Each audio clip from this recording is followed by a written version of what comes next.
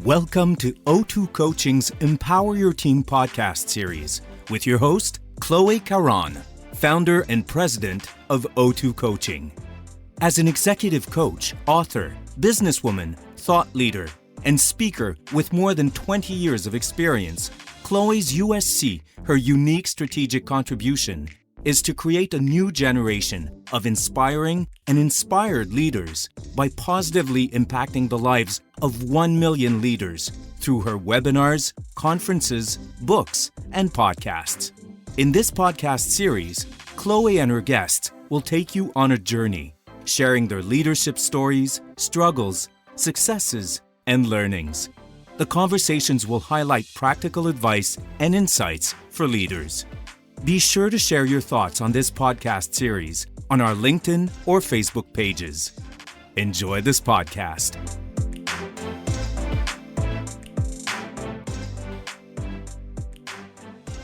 Okay, so welcome to our audience. I'm so excited this week to meet with Patricia Gauthier. Patricia, welcome to our podcast, Empower Your Team. My pleasure, Chloe. Thank you so much for the invite. I'm really happy to be with you this afternoon.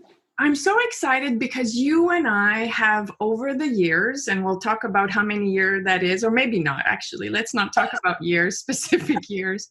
But yeah, that's it. We need to battle the time that passed. But we've talked about leadership on so many occasions. You and I both are lawyers by training. I still remember you in the library at McCarthy's when I was a little student, and I think you were articling, and we had no idea we would cross each other's path again later on. It's crazy when you think about this, because you and I both at McCarthy, and you and I both ended up at GSK. You're still at GSK. You're the head of the vaccine business unit at GSK Canada. It's so interesting that you and I both have the same path. Yeah, completely. Similar reflections as well throughout our careers. So you, just for the record, you had done before, so in between, so when you left law, you did an MBA, and then you came into at GSK, and right away you went on that fast track process. Do you want to say more on that? Yeah, and I think maybe, if I went to law because I wanted to make a difference in the world. I was very idealistic. And, while I think some days I was making, I was still kind of reflecting on what else I could do to really be aligned with my purpose, and hence joining GSK. And I think when I joined, I was really hungry, coming from a big law firm. I had so much to offer. I was so passionate that I was just asking for more projects and responsibilities. I was just... very curious, wanted to learn fast. I have to say, after 12 years, I'm a bit tired now, but I can say I've learned a ton, and I continue learning like every day because I work with fantastic people. So a couple of words actually, and you just mentioned this, a couple of words really represent you. Like impact is definitely one. So the contribution you want to make, impact, accountability, straight talk, development. These are words, when I think of you, that come to mind. Which one resonates more with you today as we're talking? I'll go with impact and straight talk. And why is that? Well, it's interesting. I had a discussion with a colleague this week, and we were talking about, at some point in life in your career, you need to pick your battles. You can't pick every fight because you lose credibility. And my colleague was sharing, and in addition to that, it's very exhausting. And I was like, wow, it's interesting, because to me, it gives me energy. If I believe in something, I kind of need to fight for it. That's the litigator in me, and I think it never left me. So I think the straight talk comes from there, and hopefully I've learned across the years to maybe fine tune the straight talk sometimes. But to me, it's important to. I take feedback as a gift. I got feedback as early as today again on something. Yeah, maybe I could have done better. And to me, I really take this as a gift, and I hope that people do the same when they receive it. But straight talk is not just about feedback. It's about, can we talk about the real issues, acknowledge there's an issue so that we can actually try to fix it. I personally get a lot of energy out of that. And to me, then that links to impact. Because if you pretend everything is rosy and perfect, well, you're missing a piece of the impact you could have. And I think impact at the end of the day, I don't know, that's what gets me up in the morning, I think. And the more I've progressed in my career, the more I'm impressed by the exponential impact a team can have. It's so rewarding, energizing when you start seeing that, wow, when you work with amazing people, you ignite them, empower them, it's exponential what can be achieved versus, myself as a person. I've seen you actually ignite that straight talk in different settings with your team, so your direct reports and in your team of peers, without obviously divulging any secrets here. But how have you dealt with the fact that you bring that straight talk? Like how do you do that? Because people are listening and they're like, okay, straight talk, that's cool. But how do I create that environment where we can actually say, let's talk about the real issues? Yeah. I think to me, it starts with trust. You need to foster an environment where there is trust, where there is belief and deep understanding and trust that if you say something and it doesn't really come out the right way, people will assume positive intent. And people will actually seek to understand. And I think you need to create an environment where that is present, but also create an environment where it doesn't just feel like frustration. And sometimes straight talk comes out of frustration. But how do you flip that around to create a positive outcome, to create some positive energy out of it? And personally, it's something I've been working on because, they're raising the bar all the time. While it can be very motivating for me, I've understood that it's not motivating for everybody. Sometimes people feel like your bar is so high, I don't know, I can't jump that high. So it's like, how do you adapt and how do you create that environment where it's like, you know what, we're in this together? And I think to me, that's really critical. So the straight talk is, we're sitting in this room right now. Let's talk about the real issue. And what is discussed here can stay here. And we're in this together. We have the greater good at heart to talk about the real issues and just talk about it the right way. Because if you beat around the bush too much, I think you're missing a part of the essence of what needs to be really discussed. And it creates other sets of frustrations because people feel that we're kind of running around the topic that it needs to be addressed. Yeah. Would you say that's the biggest challenge you had to face as you left law and went into more of a corporate role to become less of a bar setter? Or how would you say was the biggest challenge? Yeah, that's I think I realized it. I remember when I did my MBA, I had a really good friend who also came from McCarthy's, and we were not friends at McCarthy's, but during the MBA, we kind of stuck together. And oh my goodness, when we worked together, it was easy peasy lemon squeezy. It was just like we just thought the same way, and it was very effective. I don't think it was very diversified in terms of outcome and thinking. And when I worked with some colleagues who were engineers and really good at spreadsheets, which clearly I'm not, but I could write really fast and a lot, I realized that, wow, we need to talk a lot before we really understand each other, but what we can achieve together is really rich and diverse. So I think my first, coming out of law was really, wow, diversity, and the spectrum of diversity is quite varied, which seems very naive when I hear myself talk about that, and embracing this to really maximize the power of the team. And even to this day, when I build a team, when I recruit, I try to be very mindful of what do I have on my team and what do I need to make the team strong. And there are tensions on every team. And how do you embrace the tension? How do you acknowledge that there is tension? It forces you to be on your toes a little bit more. It forces you to go in a place that maybe is a bit uncomfortable. So really embracing that, I would say. And yes, the bar setter was, I think, a challenge I had to overcome.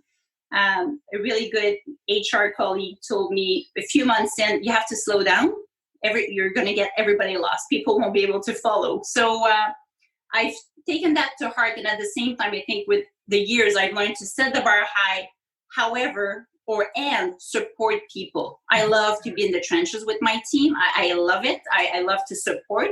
So how do you set the bar high, but really you're one of the team player and you're going to be, coach and player at the same time and really roll up your sleeves if it's needed. So it's that balance between being a coach and a player, which we could also say the expert and the coach. I see this like every single day with the people that I coach, that for many of the leaders, you're an expert for the longest time. And now as you become a leader, you now have to become a better coach. Yeah. I mean, how do you become a coach? It's not that easy when you've been an expert for so long. Yeah. It's a great question. And I think when you're faced with it, so if I think back, when you learn the most about leadership, I find is when you have the least functional expertise, because you're forced to use different tools in the toolkits, or you're forced to develop other muscles in you. And for me, I would say when I became head of the vaccines business unit, I knew vaccines a bit because when I was head of government affairs and market access, I worked with the vaccines business, but that was pretty much the extent of it. I had never led a sales force. I had been a marketer, but many years before. So I really had to leverage the power of the team because I was not the one who would get the job done. And it really forced me to pause and first of all, really take time to listen to people, ask questions, build relationships, build credibility with them, build trust so that they could really be empowered and really feel that they had my support to deliver on the mission critical items for the business unit. So I think you need to take a step back and really think about in as you go from one role to another, what do you need? And I remember when I left law to join GSK, I really thought about what got me here won't get me there. And to me, it's something that in every role I've been thinking about, what is the new muscle I need to develop now? And I think coaching has been one, especially when I've been thrown into roles that I was not a functional expert. And you need to be humble enough to say, you know what? I don't know the answer, but I know we can think about this together and we're going to figure this out. So really leaning in with humility and asking your team questions so that they can come up with answers, or that you brainstorm and you can build on each other's thinking and then develop a solution that maybe no one thought was possible before. As I'm listening to, the word accountability comes back to me because it seems to me that you're creating an environment where people are accountable to deliver and think on their own. And with brilliant people, because obviously you've got brilliant people on your team, such as you, obviously, but you've got amazing, incredible people on your team. They want to be treated, I'll say, as adults. That sounds reductive, but that's what I'm hearing in what you're saying. I mean, totally. Again, there's a lot of situational leadership there. If you have a team with the capabilities, you want to maximize what they can bring versus you doing it for them. And to be frank, oftentimes, they would do it way better than I would do it. But I think the situational leadership is important here because people need to have the capabilities. And if they don't, then you need to work with them to build them before you let them go into the world. And I had a bit of a aha moment during the COVID lockdown before the summer when my 7-year-old, we had a plan. You do 5 pages of French, 5 pages of math every day. And, then you can go and play outside. And my little one is 7. And I was like, well, do your pages. And at some point she comes in my office and I was always on the phone. So she was like, can I come in? Can I not come in? And she comes in and she's like, Mom, I kind of need you to sit down with me when I do my pages because it's really hard for me. And I was like, wow, very insightful, because you know what? I kind of was treating her the way I was treating her 10-year-old sister with go, here's the plan, you can do it. But what she was telling me is, I don't have the capability of my 10-year-old sister yet. Can you help me develop them? So really trying to adapt And it's a very simple example that I'm sure we all face all the time, but trying to really adapt to different people and their needs and listen to them. And it doesn't mean, like, listening doesn't mean you don't keep raising their bar, but it's listening to meet them where they are so that you can raise the bar together. You and I have had a conversation around thinking as your next role. So as your director, think as a VP, as your VP, think as a CEO, and so forth and so on. How did this help you be the most strategic, or what other tools did you use to be the most strategic in your role? I think, to me, when I think about, behaving to the level I would need to if I were at that next level, it forces me to take a step back. It forces me to take a step back from execution, from the day to day, and really look at it the way my boss would look at it. And he would be asking me big picture questions because he doesn't have the expertise that, maybe to really dive into the nitty gritty. And to me, that releases a lot of energy because you take a different look at it. So really doing that. And I love thinking partners. I have a couple fantastic colleagues with whom I can just think together and be like, you know what, I kind of can I just bounce this off you? Or can we think about this issue for a minute together? And it would just build on each other's thoughts. And again, that takes humility because it's pretty much telling someone like, I have no clue. And actually I might be venting here a little bit or what have you, but thinking about it with somebody else personally helps me a lot.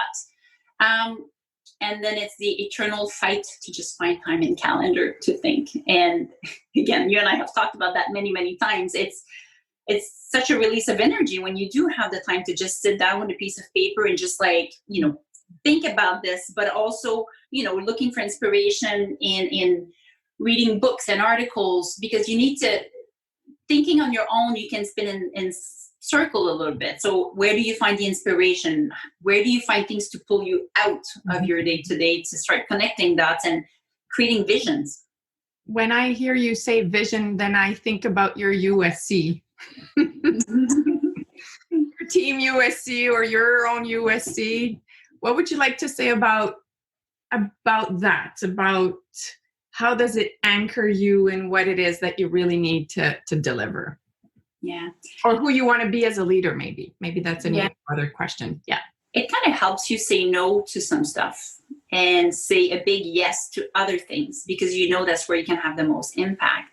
And say no to the things that either don't need to be done or somebody else could do. It forces you to play at the level you want to be playing at, which again, like back to your point around trying to picture yourself in the next role, helps you do that. So to me, I kind of use it as a bit of an acid test to say, like, am I spending my time on the right things?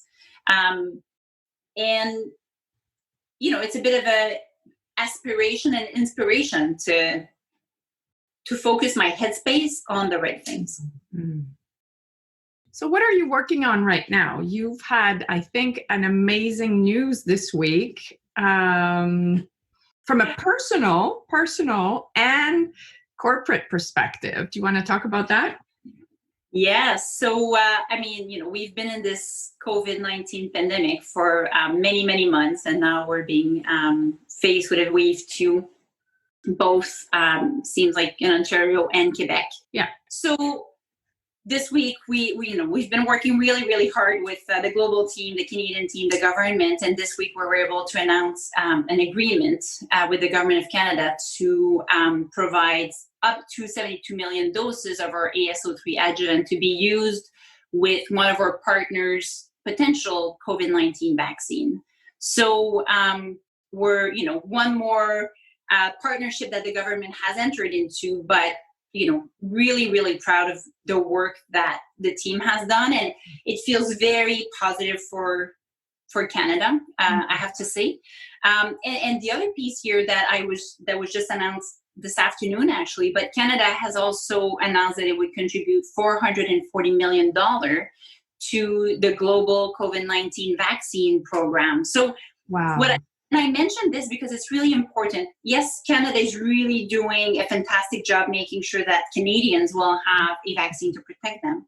At the same time, they're really playing a very humanitarian and global role in making sure that they contribute to that global COVID-19 vaccine program, which will, make sure that countries that don't have the same means or the same, priority in the world, for lack of a better word, have access to a vaccine. So I think this two-pronged approach is really important so that we not only do what's best for Canada, but we do what's best for the world to fight this COVID-19 pandemic.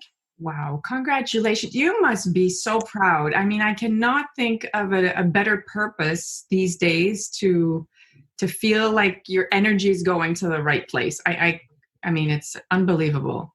Yeah, and you're right, Chloe, about purpose. It took a lot of work from a lot of people together, including the government. I can tell you that, wow, they are working really, really hard. And for me, purpose, it was front and center here. And purpose is important in what we did here. And, I have the chance to work in healthcare. So for purpose is front and center. And it's a really tough environment right now for all employees, like working from home. Yeah, great. You save the commute, but it feels like Groundhog Day every day.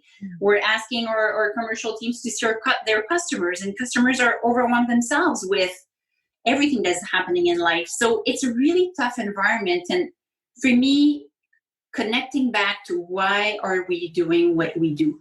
Who do we do this for is so, so important. And when days are tough, or when, we feel like, wow, I just don't know how to approach this situation anymore, I think anchoring back in that gives me personally a ton of energy. And I hope it does the same for my team. To me, I try to really keep that as part of our communications, because it's tough right now. And I think people are getting tired and it's just, you face challenges you've never faced before. So it's hard on a personal front, on a professional front.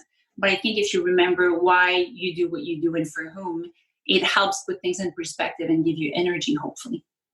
And in that time of change, because to your point, people needed to adapt. Since March, we've adapted, I think, more than we've ever adapted to many things.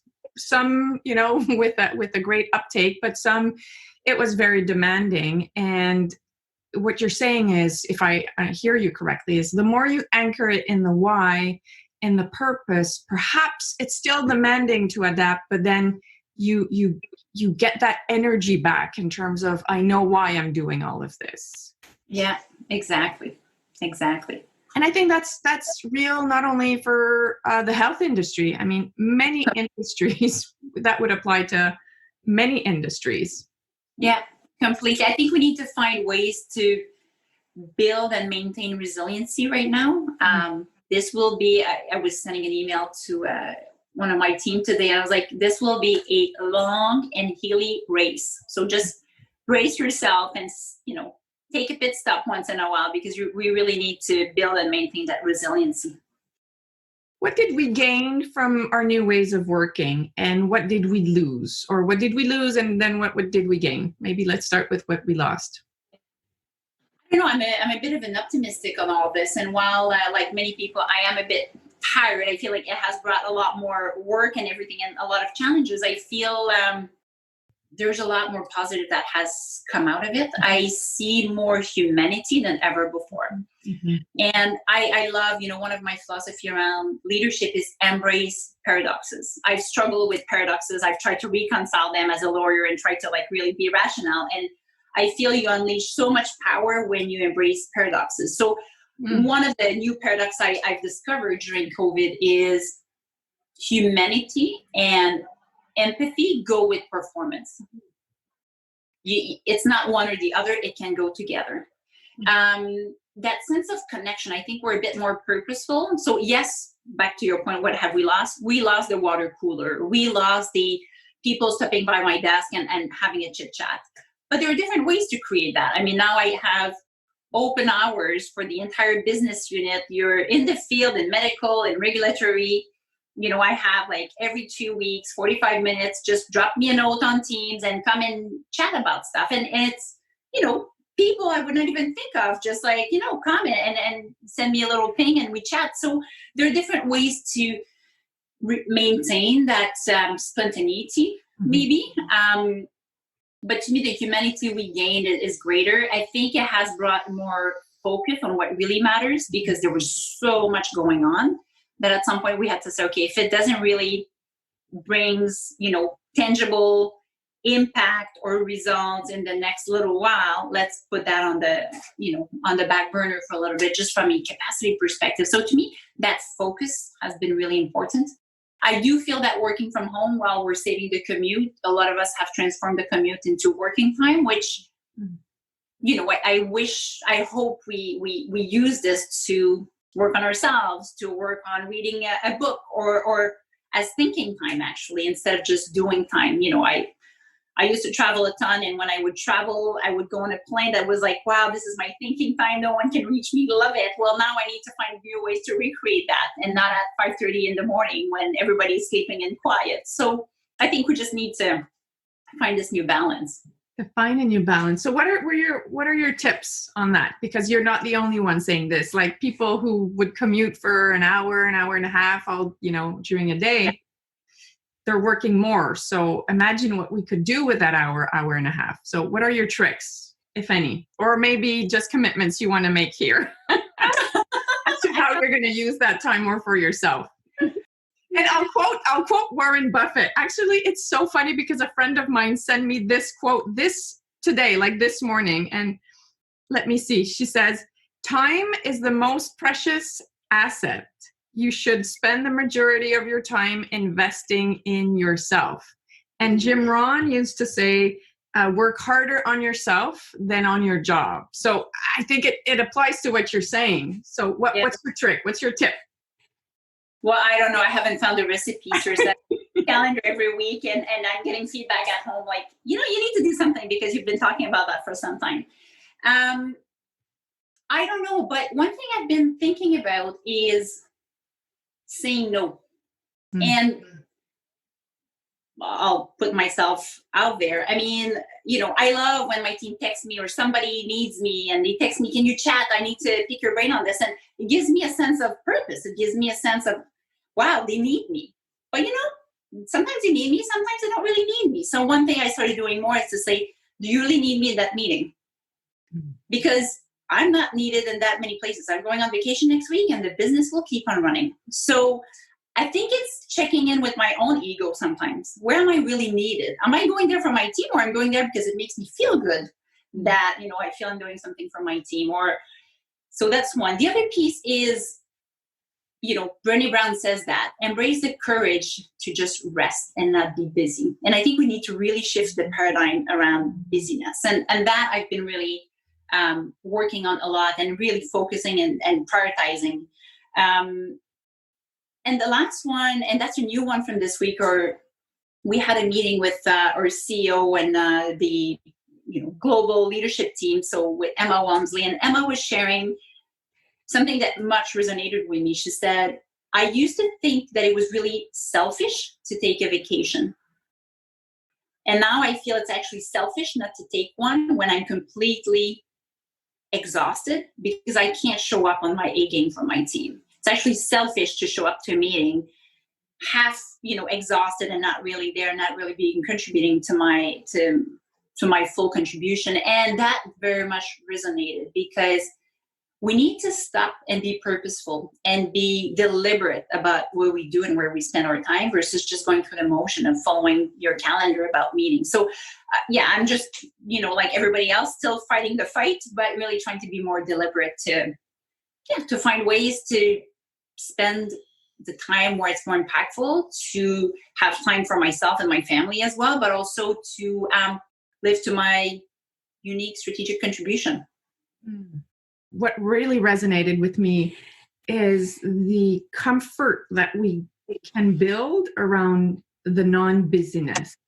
So we've talked a lot about mindfulness, which is obviously in that area. But what you're saying is, let's be comfortable with not being busy. And I'm actually not being mindful. I'm just kind of doing nothing, is what I've heard. Yeah. And how are we comfortable with that? Yeah. Yeah. My family right now, like my mom, my sister would be like, seriously, she's the worst offender. So I'm not saying that. No, you're not pretending you're a pro. No. But you're putting that out there, and I think that's really great, because as I'm looking at how we get caught up in, even in, with our phones, and to your point, how we like to feel like we are being in demand and people need us. We also need to think about, how do we need to be still and be silent, so to see what kind of comes up. Completely. See what bubbles up. So maybe that's the invitation for our audience, because I'm pretty sure you're not the only one in that situation. I'm raising my arm too here. Yeah. Something that I want to piggyback on is see what comes up. Let it be, so to see what comes up. And one thing I discovered, a few years ago, as I was kind of growing my leadership journey, was intuition. I never thought I was an intuitive person because, I was in my books and rationale and things like that. And this is a really powerful tool. If you can develop your intuition, which needs space to see what comes up, which needs space to just observe and pay attention to the little things here and there, it's an extremely powerful tool to support your team. It's being able to see the tension when no one sees it. It's being able to know who's not feeling really well without them saying anything, and even like virtually. It's being able to pick up to that little different tone of voice. So I think it's a very important capability, I think, to develop, which won't be taught in books and things like that, but I think from a soft skills perspective, and you need capacity, you need to create the space for it to emerge. So being present, shutting everything else, listening. I think you may be right. It's not taught in all of the books, but it is in ours. There we go. I'm making a plug here, because I really do think that's a really key aspect of leadership, is the ability to listen. And the only way to listen is to actually silence your mind, and then to be present, because or else it's really difficult to listen. And listening, if I heard you right, is not only listening to others, but listening to what's inside of you. Yeah. Because you might find that you've got more answers than what you thought. Completely. You just need to, I read a really good book once that was called Time to Think. Yes. And it's about asking questions and waiting for the answer, because the person may need space to think, and there are different ways to do that in the workplace. But I think you need to create that for yourself as well. Yeah. And definitely. It's that's the real currency in 2020. Yeah. Time to think. Yeah. Okay. So what's your USC? Do you want to share that with us? So at a high level, it's really to influence internally, externally, to create desired environment for my team, and to create solutions for the business, remove barriers to enable my team to drive performance. And lastly, so it's a really long one, but create an environment where my team can challenge each other and challenge ourselves as a team to raise the collective bar. Love it. What's your one tip to empower your team? One. I mentioned it before, purpose. I'm very connected to purpose. To me, being really clear on why we do things and for whom we do it, I think really, sets the ground. What's the one piece of advice you would give to a leader who wants to raise their bar? First one would be lift the mirror, do a really good self-assessment, and be true to yourself. And then I would just say, surround yourself with people who are just better than you, and be open to asking questions and being vulnerable to not knowing, but being, aspired up by folks who are, better, smarter than you in some areas. And you need a lot of people, because everybody has their strengths and superpower. And if you had to summarize leadership in 3 words, what would they be? I talked about embracing paradox before, so I would say embrace paradox. Couple I can talk about, that comes to mind to me, it's be humble, yet arrogant enough to challenge the status quo and think that the impossible can actually happen. Have empathy and compassion while being able to make really tough calls and execute on them. And lead from the front and from the back, depending on the situational leadership situation you're in. What's the one thing we haven't talked about that you'd like to, that you think is worth talking about? So if I just come back on your question around empowering, I'm just thinking about as well, in addition to setting the purpose, one thing that I love doing with my team is aligning on, what are we trying to do and why? Aligning on that really, really well, and then letting them go and supporting them, again, depending on abilities. But to me, it's important, and I have this little graph that, involved me a lot more at the beginning and then just run with execution versus the other way around. And I always call it with my team, bring me along on your journey.